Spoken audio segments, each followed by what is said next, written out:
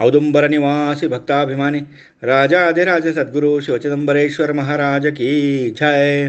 दास राजा राम महाराज की जय।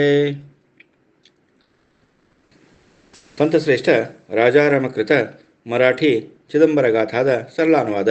ಅನುವಾದಕರು ಪರಮ ಪೂಜ್ಯ ಶಂಕರ ದೀಕ್ಷಿತ ಗುರು ಮಹಾರಾಜರು, ಕರ್ಕಿಹಳ್ಳಿ. ಅಧ್ಯಾಯ 57. ಪೂರ್ವಜನ್ಮದ ಜ್ಞಾನ.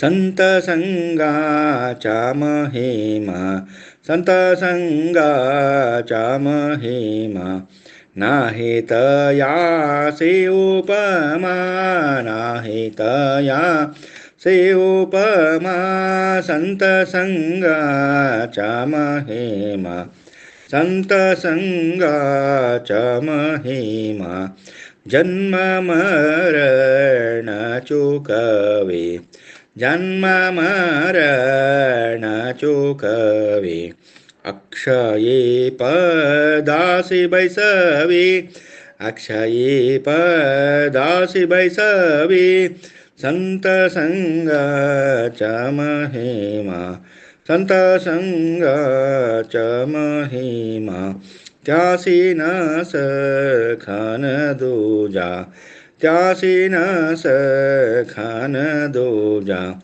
स्वामी माझा सद्गुरु राजा, स्वामी माझा सद्गुरु राजा, संत संगाच महिमा, संत संगाच महिमा, दास मणे चिदंबर, दास मणे चिदंबर, देतो सुख तो अपार, देतो सुख तो अपार, संत संगाच महिमा, संत संगाच महिमा, नाहि तया से उपमा, नाहि तया से उपमा, संत संगाच महिमा, संत संगाच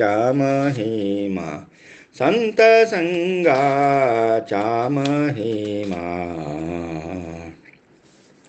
ಸಂತ ಸಹವಾಸದಿಂದ ಆಗತಕ್ಕ ಮಹಿಮಾ ಫಲಗಳು ಅಪಾರವಾಗಿವೆ.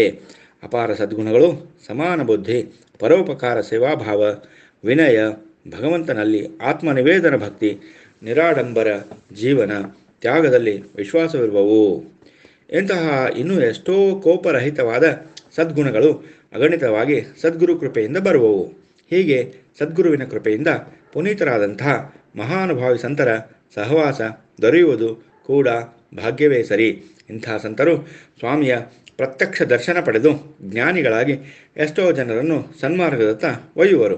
ಅವರಿಗೆ ಶತ್ರುಗಳು ಮಿತ್ರರಾಗುವರು. ಛಬ್ಬಿ ಎಂಬುದೊಂದು ಗ್ರಾಮ.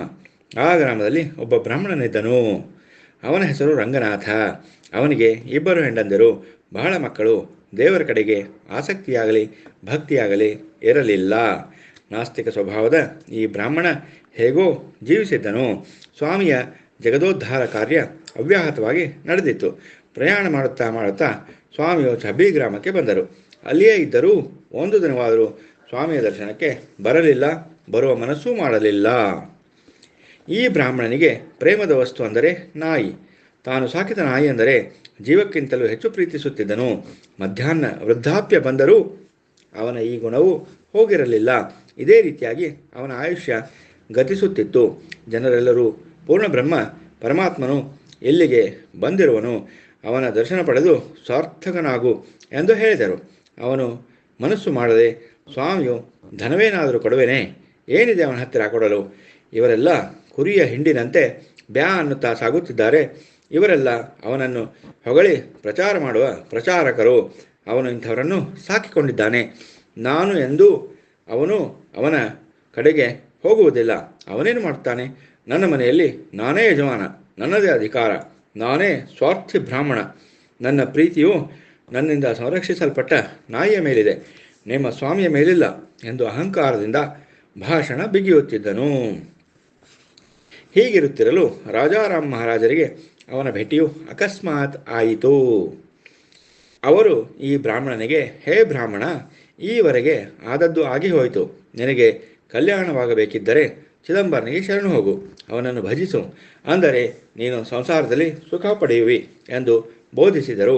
ಅದಕ್ಕೆ ಬ್ರಾಹ್ಮಣನು, ಆಗಲಿ, ಹಾಗೆ ಮಾಡುತ್ತೇನೆ ಎಂದು ಮನೆಗೆ ಹೋದನು. ಸಂತಶ್ರೇಷ್ಠ ರಾಜಾರಾಮನಿಗೆ ನಿಂದೆ ಪ್ರಾರಂಭಿಸಿದನು.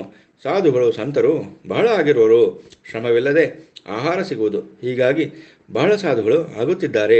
ದುಡಿದು ತಂದರೆ ಗೊತ್ತಾಗುತ್ತದೆ. ಇಂತಹ ಸಾಧುಗಳ ಹತ್ತಿರ ದೇಹಿ ಎಂದು ಹೋಗಬೇಕೆ? ಇಂಥವರಿಗೆ ಕೊಡುವ ಹಣ ದುರುಪಯೋಗ ಮಾಡಿದಂತೆ. ಇಂಥವರನ್ನು ಕಾಣುವುದು ಮೂರ್ಖತನವೆಂದು ಹೀಯಾಳಿಸಿದನು. ಸಂತನ ನಿಂದೆಯಿಂದ ಅಳಿದುಳಿದ ಪುಣ್ಯವೂ ಕೂಡ ನಾಶವಾಯಿತು. ಅವನಿಗೆ ನಾಸ್ತಿಕರ ಮೇಲೆ ಪ್ರೇಮ ಬಹಳ, ಹೀಗಾಗಿ ಅವನು ಅಧೋಗತಿಯ ದಾರಿ ಹಿಡಿದನು. ಹೀಗೆ 4 ತಿಂಗಳುಗಳು ಕಳೆದವು. ಅವನಿಗೆ ಮರಣಕಾಲ ಸಮೀಪಿಸಿತು. ಮೃತ್ಯು ಸಮೀಪಿಸಿದಂತೆ ನಾಯಿಯ ಮೇಲಿನ ಪ್ರೇಮ ಕಡಿಮೆ ಆಯಿತು. ಅವನ ಹೃದಯ ಮಾತ್ರ ನಾಯಿಯಂತಾಗಿತ್ತು. ಗತಪ್ರಾಣನಾದನು. ಜೀವನ ಕಾಲದಲ್ಲಿ ಸ್ನೇಹಿತರೆಲ್ಲ ಕ್ರೂರರೇ ಆಗಿದ್ದರು. ಮರಣಕಾಲದಲ್ಲಿ ದ್ರವ್ಯ, ಹೆಂಡರು, ಮಕ್ಕಳು, ಬಂಧುಗಳು, ಪ್ರೀತಿಯ ಆಪ್ತರು ಅವನ ಸಂಗಡ ಬರುವುದಿಲ್ಲ. ಹೋಗುವಾಗ ಅವನ ಸಂಗಡವಿದ್ದರೆ ಆ ನಾಮವೇ ಅಂತ್ಯಕಾಲದಲ್ಲಿ ತಾರಕವಾಗುವುದು. ಅದರ ವಿನಃ ಬೇರೆ ಅಧೀನವೇ ಆಗುವುದಿಲ್ಲ. ಕಾರಣ ಸಂಸಾರದಲ್ಲಿ ಇದ್ದೂ ಇಲ್ಲದಂತೆ ಇರಬೇಕು. ದೇವರಲ್ಲಿ ವಿಶ್ವಾಸವಿಡಬೇಕು. ಅವರಿಗೆ ಕಲ್ಯಾಣ ಆಗುವುದು. ಈ ಹೊತ್ತಿಗಾಗಲೇ ಬ್ರಾಹ್ಮಣ ದೇಹ ಬಿಟ್ಟು 5 ವರ್ಷಗಳು ಆಗಿದ್ದು. ದೊಡ್ಡ ನಾಯಿಯಾಗಿ ನಾಯಿಯ ಯೋನಿಯಲ್ಲಿ ಜನಿಸಿದನು. ನಾಯಿಯಾಗಿ ಬಹಳ ದುಃಖ ಅನುಭವಿಸಿದ್ದನು. ಬ್ರಾಹ್ಮಣನ ಅಂತ್ಯವಾಸನೆಯೇ ಅವನಿಗೆ ನಾಯಿ ಜನ್ಮ ಬಾರಲು ಕಾರಣವಾಗಿತ್ತು. ಆಕಸ್ಮಿಕ ಸ್ವಾಮಿಯು 2ನೇ ಸಾರಿ ಸಭೆಗೆ ಬಂದಿದ್ದರು. ಚಿದಂಬರನ ದರ್ಶನ ಮಾಡಿಕೊಳ್ಳುವ ಈ ನಾಯಿಯು ಮಹಡಿ ಮನೆಯಲ್ಲಿ ಹೋಯಿತು. ಸದಾ ಗೌಗೌವನ್ನುತ್ತಾ ಒದರುತ್ತಾ ತಿರುಗಾಡುತ್ತಿತ್ತು. ಲೋಡು ಗಾದಿಯ ಮೇಲೆ ಕುಳಿತಿತು. ಲಾಡು ವಗೈರೆ ಪಕ್ವಾನ್ನಗಳು ಮಾಯವಾದವು. ಇದನ್ನು ರಾಜಾರಾಮನು ತಿಳಿದು, ಆ ನಾಯಿಗೆ ಈಗಲಾದರೂ ಚಿದಂಬರನಿಗೆ ಶರಣು ಹೋಗು, ಇಲ್ಲವಾದರೆ ಇನ್ನೂ ದುಃಖ ಅನುಭವಿಸುವಿ ಎಂದು ಹಿತೋಪದೇಶ ಮಾಡಿದನು. ಆಗ ನಾಯಿಯು ಬಂದು ಸ್ವಾಮಿಯ ಚರಣದಲ್ಲಿ ಮಸ್ತಕ ಇಟ್ಟಿತು. ಪಾದಗಳ ಮೇಲೆ ಹೊರಳಾಡಿತು. ಪ್ರಾಣವನ್ನು ಸಮರ್ಪಿಸಿತು. ನಾಯಿ ರೂಪದ ಬ್ರಾಹ್ಮಣನಿಗೆ ಕರುಣಾಮಯಿ ಸ್ವಾಮಿಯಿಂದ ಮುಕ್ತಿ ದೊರೆಯಿತು.